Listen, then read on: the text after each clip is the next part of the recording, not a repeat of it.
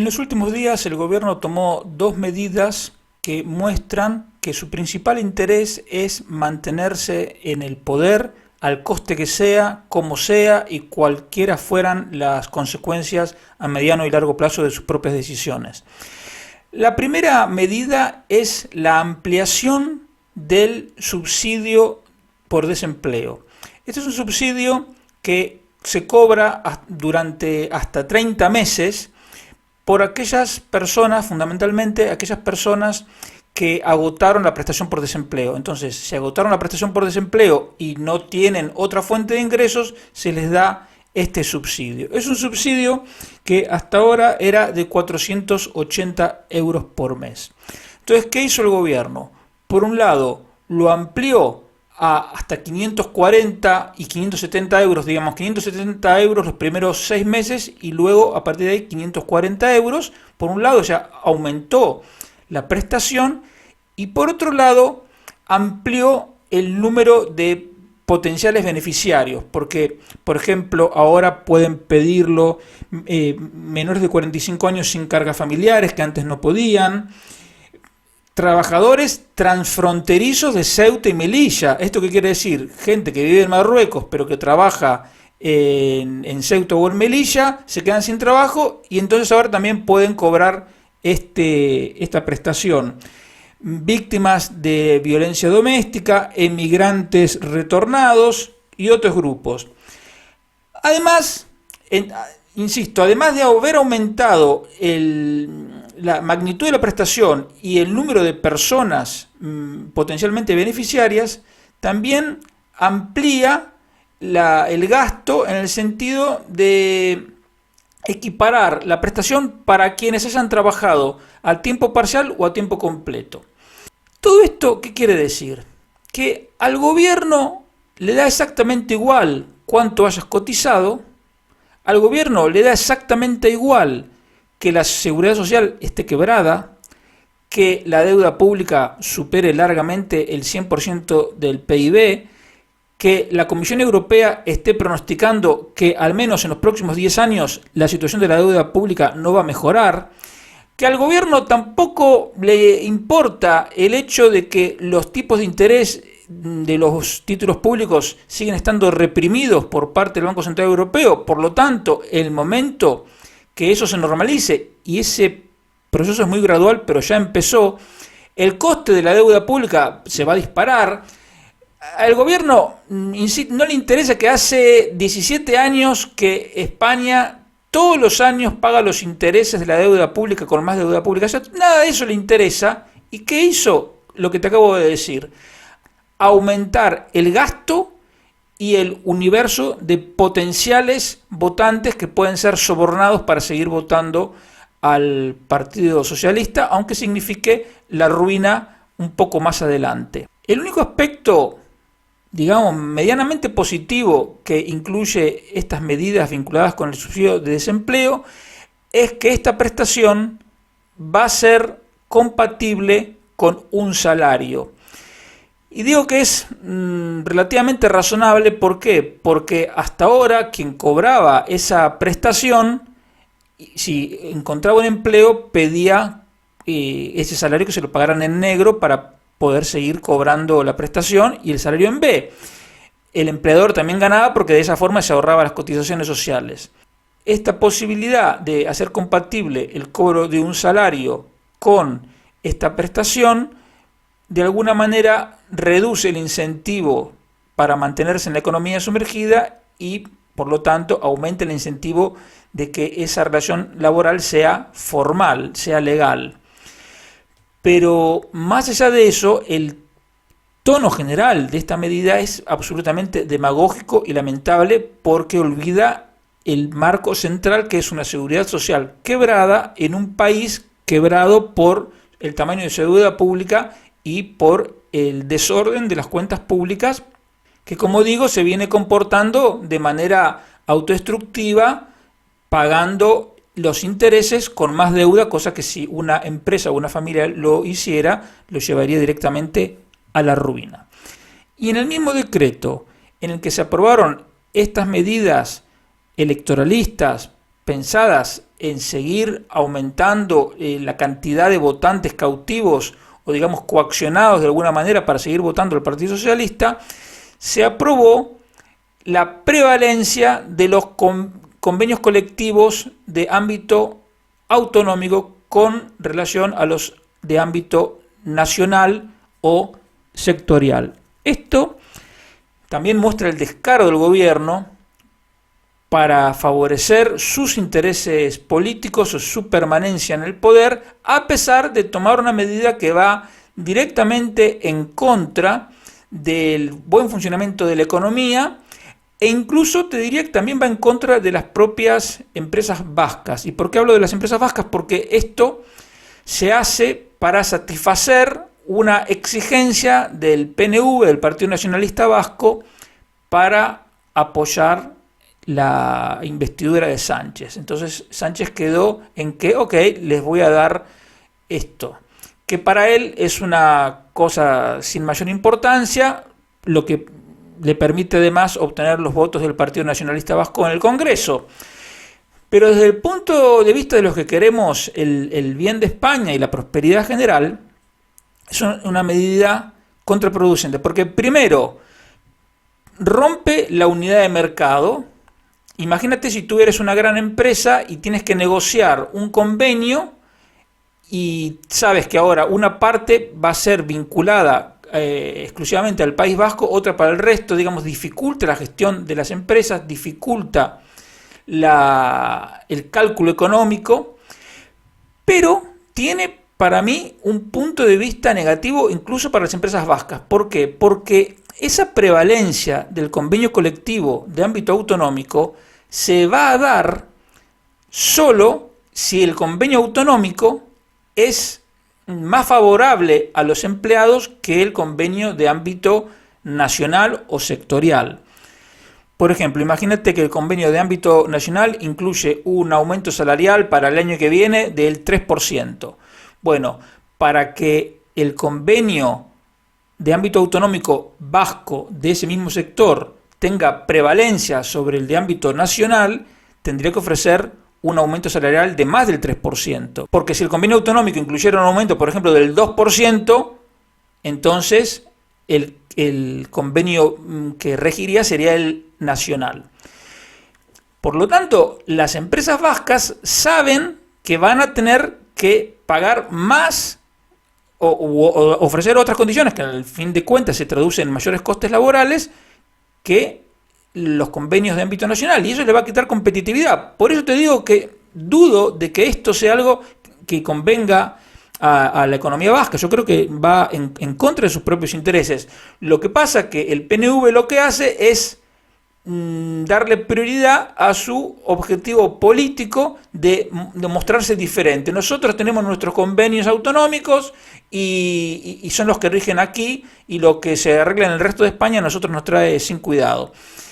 Y yo me imagino que la gente del PNV se da cuenta que eso va a significar un coste añadido para las empresas vascas que le va a restar competitividad, pero yo creo que ellos desde el punto de vista político dicen, bien pagado esté ese coste porque nos ayuda a mostrarnos como que somos distintos del resto.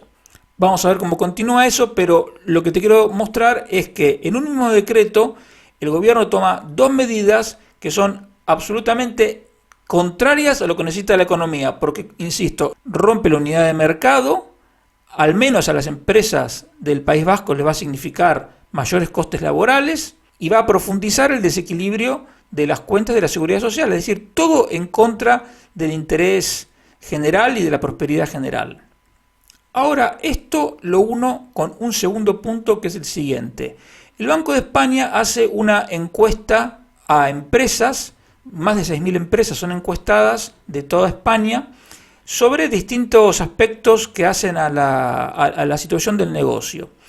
Y me llamó la atención que en el primer trimestre, los resultados se conocieron hace poco, más de un 40% de empresas dice que ve su actividad perjudicada por la dificultad que hay para encontrar personal. Este más de 40% es el triple, más del triple en realidad, que hace 3 años, lo que te muestra que la situación ha empeorado de manera dramática. Entonces tú fíjate, en un país donde hay, si los cuentas bien, es decir, si cuentas los fijos discontinuos inactivos y todos esos grupos que el gobierno cuenta aparte, que yo todos los meses te cuento, si tú cuentas bien todos esos grupos de parados, te da que España tiene prácticamente 4 millones de parados. Fíjate qué mal funciona nuestro mercado de trabajo, que a pesar de tener casi 4 millones de parados, más de un 40% de las empresas te dicen que no encuentran el personal que necesitan. Y eso es obra del desastre de gestión que está haciendo Yolanda Díaz. Y en ese contexto, lejos de facilitar la reincorporación al trabajo de esos parados, lo que hace el gobierno es ampliarle las posibilidades para que puedan estar más tiempo cobrando subsidio de desempleo. Porque entonces así entiendes que en realidad al gobierno no le interesa que los parados encuentren trabajo, no les interesa que las empresas encuentren el personal que necesitan, no les interesa si la economía crece o no crece, etc. Lo único que les interesa es aumentar la cantidad de gente que dependa de una prestación del gobierno para que se vean coaccionados a seguir votándolo. Entonces fíjate la situación que hay. Tienes 4 millones de parados, de los cuales no sé el número exacto, pero más de 2 millones están cobrando o la prestación por desempleo o el subsidio por desempleo, y al mismo tiempo tienes que las empresas te dicen que les cuesta encontrar personal. En el caso de las empresas del sector agropecuario, de la construcción y de la hostelería, es más de la mitad de las empresas las que no encuentran el personal, y sin embargo el gobierno, en lugar de facilitar la reincorporación de esos parados, como mínimo los que están cobrando una prestación, al empleo, y de paso facilitar la inversión, el crecimiento, y que las empresas puedan producir más y solucionar el problema de falta de personal que tienen, en lugar de eso lo que hace es ampliar la posibilidad de que una persona que cobra la prestación por desempleo la siga cobrando durante más tiempo, y que haya personas que hoy no puedan cobrarla que sí pasen a poder cobrarla. ¿Qué alternativas podría haber a esta medida? Entonces, si tú fueses una persona interesada en el bienestar general, ¿qué se podría hacer? Mira, se podría hacer lo siguiente. Suponte que hay una persona que está cobrando estos 480 euros del subsidio por desempleo y tú quieres que esa persona vuelva a trabajar. Entonces tú le dices a las empresas, si tú contratas a esta persona que está cobrando este subsidio, 400 euros te lo descontamos de la seguridad, de las cotizaciones a la seguridad social. Entonces, ¿el punto cuál sería? La empresa tendría un incentivo para contratar a esa persona, porque se ahorraría 400 euros de cotizaciones sociales, y al mismo tiempo el gobierno, en lugar de estar pagando 480 euros, pagaría 400, o sea, por lo tanto reduciría el déficit de la seguridad social. Y además, la persona que pasara de cobrar el subsidio a tener un empleo formal estaría cotizando, estaría ganando más dinero y estaría, digamos, teniendo un bienestar incluso emocional, porque se sentiría mejor siendo útil trabajando en lugar de cobrar un subsidio.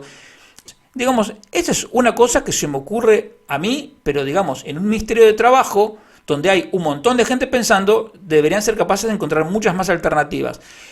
Pero no es una cuestión de falta de inteligencia, es una cuestión de distintos objetivos. Y lo que tiene el gobierno en mente, el ala socialista, es lo que te digo, maximizar el número de personas dependientes de una prestación estatal.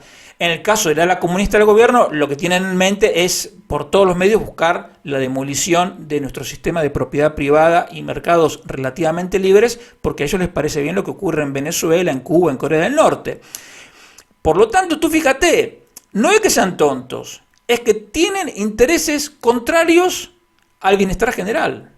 Por lo tanto, este problema de dificultad para encontrar personal, si tú lo ves desde el punto de vista de un comunista como Yolanda Díaz, es fantástico, porque ellos odian a las empresas porque las consideran explotadoras. Entonces dicen, genial, no encuentran personal, entonces van a poder explotar menos, y entonces que se jodan. Y entonces así, poco a poco, vas fomentando la paulatina erosión de la productividad, de la capacidad productiva de las empresas, etcétera, y acercándonos al paraíso socialista que es el objetivo final de ellos. Y ahora, para terminar, te quiero comentar dos cosas vinculadas con impuestos. La primera es una propuesta que hizo el PP estos días para rebajar el IRPF a menores de 35 años durante 4 años. Entonces uno dice, bueno, bien, una rebaja de impuestos siempre es bienvenida. Sin embargo, lo que yo te quiero decir es que esta es una propuesta típica de gente que no tiene los principios claros. ¿Por qué?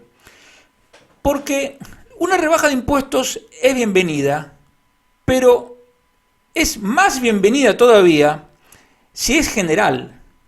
Cuando tú solo le rebajas impuestos a unos y no a otros, estás rompiendo la igualdad ante la ley. Y lo que es peor en este caso, estás haciendo que el IRPF sea todavía más progresivo. Es decir, te acercas más al ideal de Carlos Marx, que quería impuestos sumamente progresivos para precisamente destruir el capitalismo. Entonces, ¿cómo? Cuando tú tienes buenas intenciones, pero no tienes los principios claros, termina siendo funcional al enemigo, en este caso, las ideas marxistas que están metidas en nuestras leyes, en muchas leyes, en particular en las impositivas, que son las que promueven la progresividad. La progresividad es enemiga de la libertad y es enemiga del progreso. Por lo tanto, un partido que dice defender la libertad y el progreso no puede estar nunca a favor de hacer todavía más progresivos los impuestos. La idea concretamente es reducir una parte decreciente del IRPF durante 4 años, como te decía, menores de 35 años que ganen hasta una cierta cantidad de dinero, y que luego todo el dinero ahorrado, que puede llegar en 4 años alrededor de 9.000, 9.500 euros, y en el caso de una pareja al doble, que eso se pueda aplicar a la entrada para comprar una vivienda, para formación, para emprendimiento o para natalidad. Y esta es la segunda parte que tampoco me gusta, porque si tú quieres rebajar impuestos, insisto, lo primero que tendrías que hacer es rebajar para todos, porque ¿por qué le vas a rebajar a un menor de 35 años y no a uno de 45 años? Pero lo segundo que no me gusta es que el gobierno pretenda decirte en qué tienes que gastar el dinero. Es decir, mira, es como decir, yo, Estado, soy el dueño de todo. Te voy a dejar que me pagues un poquito menos, pero siempre y cuando lo uses en esto, en esto, en esto y en esto. Pero eso que tiene que ver con la libertad. Es decir, si yo quiero usar ese ahorro fiscal para comprarme un coche, no puedo, porque al PP no le gusta, pero eso, ¿en qué cabeza cabe? Si lo quiero usar para refaccionar mi casa, si lo quiero usar para viajar a Nepal, no, eso no se puede porque al PP no le gusta, no. Entonces, estoy seguro que lo hicieron con buena intención, rebajar impuestos, o sea, eso ya es un avance, que les guste, que piensen en reducir impuestos. Pero lo que te quiero mostrar es que cuando esas buenas intenciones no están respaldadas por principios claros, termina siendo estatista y dirigista y contrario a los propios objetivos que tú dices defender, porque como te acabo de decir, si haces que el IRPF sea todavía más progresivo, te estás acercando a lo que quería Carlos Marx, que era súper progresivo para, insisto, ayudar a erosionar las bases del capitalismo. Entonces no tiene realmente ningún sentido esta propuesta, habría que revisarla, y si tú tienes un dinero para reducir impuestos, sube el mínimo no imponible o creas una deducción general para todos. Pero lo que no puedes seguir haciendo, nadie que defienda la libertad, es seguir haciendo que el IRPF sea cada vez más progresivo, porque eso va en contra de todos, pero en contra en particular de los más humildes, porque como ya te he explicado, cuanto más progresivos son los impuestos, menos dinero queda disponible para el ahorro y por lo tanto menos dinero queda disponible para financiar inversiones, y por lo tanto cuando la inversión es menor, la creación de empleo es menor y la productividad tampoco se alienta, sino lo contrario, porque la renovación en nueva maquinaria, la inversión en nuevos equipos es menor, por lo tanto la productividad no avanza, y si no avanza la productividad tampoco pueden subir los salarios. Y todo esto no es una cuestión que preocupe a los ricos, que son los que pagan más IRPF, sino sobre todo a los currantes. Entonces, una vez más, una propuesta con buenas intenciones, con los principios poco claros, termina siendo contraproducente. Y el otro tema vinculado con impuestos que te quería comentar es la nueva propuesta de la izquierda globalista liberticida, que es crear un impuesto para los súper ricos. Dicen que los súper ricos son 3.000 en todo el mundo, aunque fuesen 5.000 o 10.000 me da exactamente igual. La izquierda globalista liberticida dice, si ponemos un impuesto del 2% a los súper ricos, podríamos recaudar 250.000 millones de euros anuales y con eso ayudar a combatir la pobreza, etc. Para empezar, ¿quién lo recaudaría? Y segundo, ¿para qué lo recaudaría? Te dicen que se recaudarían 250.000 millones de euros anuales más, pero te lo plantean como si te encontraras un pozo petrolero, el cual lo pones a producir y eso añade riqueza porque es algo que tú no tenías y ahora de golpe tienes. Pero si tú recaudas 250.000 millones de euros anuales que le robas a alguien, no estás creando riqueza, estás robando a unos para gastar en otros. Pero resulta que le estás robando el dinero precisamente a los que tienen dinero para invertir. Y entonces ocurre lo que te acabo de decir. Si tú a esa gente le quitas el dinero con el que se puede financiar inversión, lo que vas a conseguir es que haya menos inversión, menos empleo, etc. Por tanto, no está nada claro que ese impuesto sirva para combatir la pobreza, sino lo contrario. Pero tú fíjate una cosa, ¿sabes cuánto se gasta ya, hoy, anualmente, en ayuda al desarrollo? 220.000 millones de euros anuales. Quiero decir, lo que quieren recaudar es lo que ya se gasta en ayuda al desarrollo y sin embargo el desarrollo en los países muy pobres no se produce. Por lo tanto, no es el camino. Entonces, con este tipo de propuestas, la izquierda globalista liberticida en realidad le trae sin cuidado que ayude o no ayude al desarrollo. Esa es la forma de disfrazar su mensaje liberticida como para que sea socialmente aceptable. Y como además te dicen, no, esto afectaría a 3.000 personas, o aunque fuesen 30.000, la gente tenderá a pensar de, bueno, si son 30.000 personas, a mí no me toca, a mí no me afecta.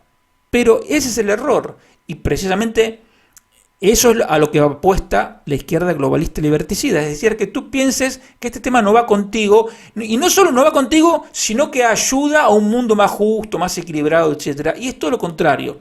Primero, como te digo, porque ese dinero, aunque se gastara en ayuda al desarrollo, no sirve para el desarrollo porque ya te estoy diciendo que se gasta prácticamente lo mismo cada año y sin embargo el desarrollo no aparece.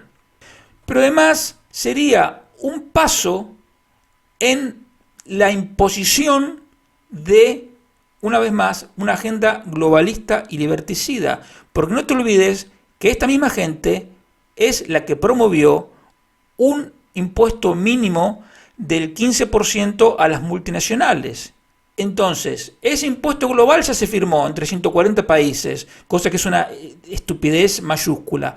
Pero ahora le quieren añadir esto a los super ricos y luego dirán, bueno, un IRPF mínimo de tanto y cualquier tipo de impuesto. Por lo tanto, esto hay que rechazarlo por muchos motivos. Primero, porque no sirve para el desarrollo.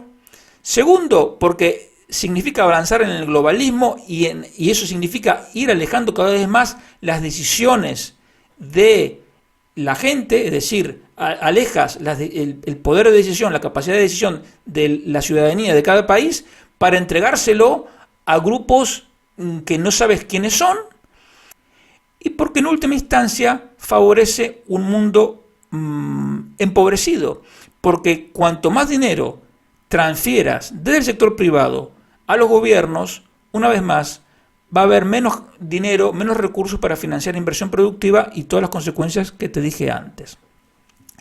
Y si tienes alguna duda de qué tan buena puede ser esta medida, Y si sigues pensando que como es a unos pocos miles de personas en el mundo, la cosa no va contigo, yo te digo, ¿sabes a quién les parece bien? ¿Sabes quiénes son los que están apoyando esto?